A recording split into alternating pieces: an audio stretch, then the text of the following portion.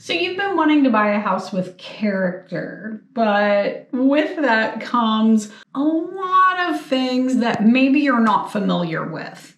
So let's talk about buying an older home. Hi, I'm Rhonda with Comey and Shepherd Realtors here in Cincinnati, and if you drive around Cincinnati, you will see a plethora of gorgeous old homes, all shapes and sizes, with character, with amazing front doors and windows and cornices and just all kinds of cool stuff. And you think it would be amazing to live in one of those. Well, there are definitely some things that you should know about before you dive into making that purchase. So we're going to start at the bottom, the foundation. Stone foundation was all they had for the longest time. So anything built in the 1800s probably has a stone foundation, and possibly even into the early 1900s. I've had several homes with stone foundations,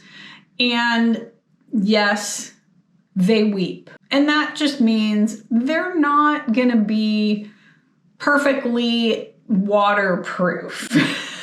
I don't care what you do.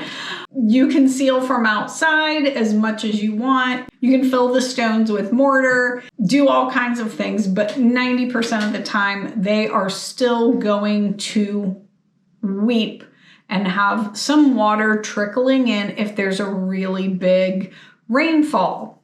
That's not such a horrible thing. As long as it's not standing water all the time, probably not that big of a deal. That's the way that basement was designed. Now, obviously, if you can keep the gutters clear and keep water away from the house, that's going to be best.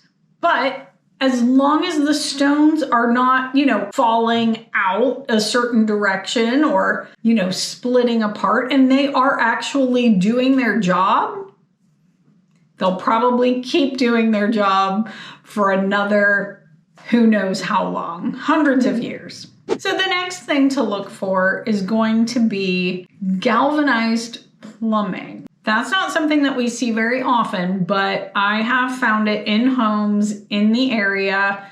And the reason that galvanized was done away with is because the mineral content of our water will actually eat through the pipes. And then you have pinhole leaks throughout the house. And that's typically not good. Nobody wants water streaming through the walls and ceilings.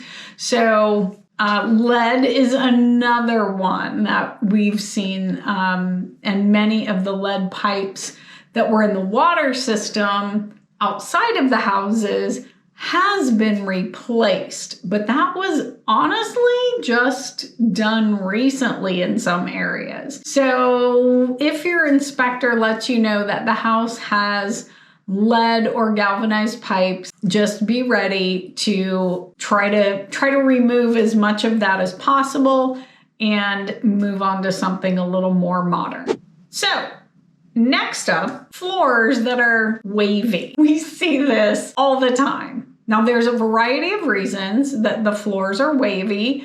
Could be that the foundation does have an issue in one area and everything is sloping that direction. There are parts of town, though, where they didn't use a steel I-beam for the main beam. It's several different boards put together, and then they kind of join on one post. It was very popular in certain parts of town where they built kind of I would say, small to medium-sized homes. But another thing you could have is termite or water damage that's eroding the sill plate. Now, these kinds of things can be in any home. Doesn't matter what year, but definitely as time goes on, the likelihood of that kind of damage just becomes greater and greater. But there's two more things that could be affecting the floors. Number 4 is the fact that when they decided to put heat or electric or plumbing in the house, a lot of times they'll just cut big holes in the joists, and then those joists are not doing their job anymore. They are not supportive. And we've seen some where they're just like completely cut away to allow, ductwork to go through, or they've tried to kind of sister them and, prop them back up. But once you've already kind of ruined the structure a little bit, it just creates issues. And it's not that it can't be fixed. It's just time consuming and can be costly. Very, very expensive issue. If you go into the basement of an older home and you see the floor cracked and coming down into one section or heaving up, many times the sewer line is cracked and is actually leaching out into the soil under your house and will create these new areas of, upheaval and sinking. Cracked foundation, cracked basement flooring. I mean, when it's bad, it's bad. The hope is that you catch it before it ruins things outside or under other parts of the house, because the basement floor, usually in older homes, you're not finishing the basement anyway, so that's not as big of a deal. But as that sewer line goes out toward the street, obviously there are other areas of the house that can be affected. It can also affect sidewalks and steps and yards. It can add to the wavy and crooked floors. Next on our list is knob and tube wiring. Now, many people will say it's very dangerous and you have to just pull it out of the house. No ifs, ands, or buts. What I'm going to say is the biggest issue with knob and tube is people putting insulation on top of it in the attic, or adding insulation to the walls and it's running down the walls. That insulation creates new problems when you have knob and tube. But generally speaking, if it's working and you don't mess with it unless you need to rewire. There are some other things you can do to help keep yourself safe, and that would be maybe adjust the types of breakers that you have. But obviously, if you can get rid of as much of it as possible, that is always preferable. And bring things up to today's code, you'll be much safer. I almost forgot. Plaster wall. Plaster wall is essentially what's called lath. It's a bunch of thin pieces of wood that are nailed to the studs, and then they would create this mixture of almost like a mortar, but it also had horsehair in it. Maybe other, I don't know, could have been goats, could have been, I don't know, but it has some hair in it. And then they would, put it on the lath and smooth it out. But when it would go in the lath, it would kind of just drip behind that lath. And that was the thing that held it in place. You may have also found it on exterior walls, which were several bricks thick. And they just kind of slathered it on and smoothed it out and made it nice and sleek. The problem is that the little lip breaks off and it starts to pull away, or something runs into it and it starts to, come loose from the brick. Well, the whole thing will start to pull out. So it just becomes a bigger area. So, it's a process. Most people will take all of the plaster and lath out and then put up drywall. Another option is drywall over top. That can also be a sound barrier and insulate a little bit better because normally there's not insulation in the walls. Again, many times exterior walls are brick, then interior brick, then plaster. All of that material is cold. Kind of adding that drywall to it will help just kind of warm things up a little bit. But plaster, not fun. I mean, it's horribly messy when you go to pull it out. And then sometimes you'll find things that have mesh in the middle of it. A little bit later, they got smart and decided to make sure that plaster stuck and wasn't going anywhere. So they added this mesh to it. And it's like concrete. That stuff is nearly impossible to get down. So if you're going to start, just know you need to make sure that you've got the tools and the gumption to get all of it out. And lastly, box cutters.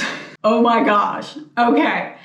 I had no idea when I bought my last older home. I didn't even know what box cutters were, and you probably don't either. They are gutters that are built into the roof. I don't know who thought that was a good idea. Let's separate the systems. So if one fails, I can deal with just that one. They are nearly impossible to get rid of unless someone does it when they replace the roof.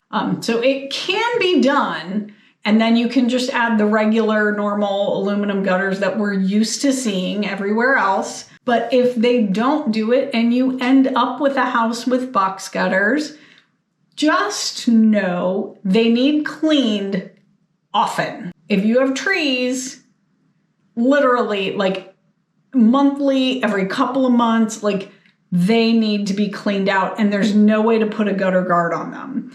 You can put a little guard on downspout area, but I am not kidding. This has been the bane of my existence since I bought this house.